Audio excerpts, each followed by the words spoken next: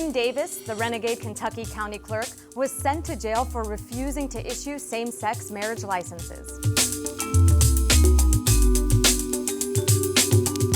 Since the Supreme Court ruling in June, Davis has said she wouldn't issue marriage licenses to gay couples because of her religious beliefs. Under whose authority are you not issuing licenses? God's authority? I thought we were a secular nation. We have no state-sponsored religion, and you don't have to be of a certain faith to run for office. But wait, we do have "In God We Trust" written on our dollar bills, "Under God" on our Pledge of Allegiance, and politicians unable to end a speech without saying these words. Good night, and God bless America. And God bless America. God bless you.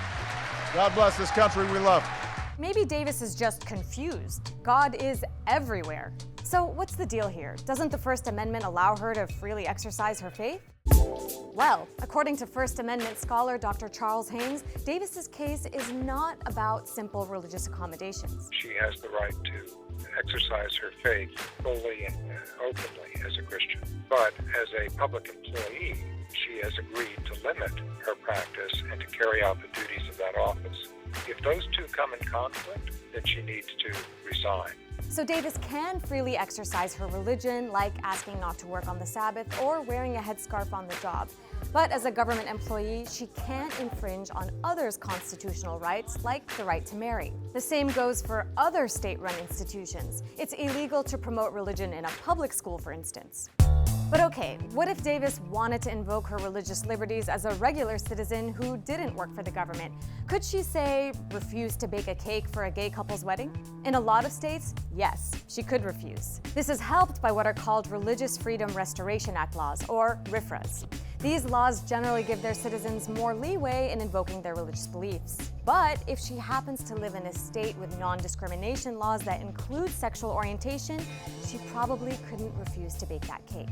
Non-discrimination laws historically have generally trumped religious freedom claims. But Kim Davis isn't alone.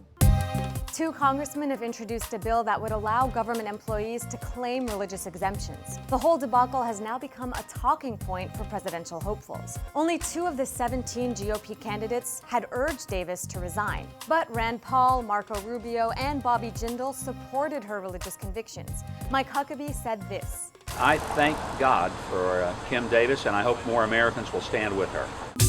So there you have it. That separation of church and state we hear so much about is not as straightforward as you might think. You could say we're actually a very religious nation, but at what cost to each other?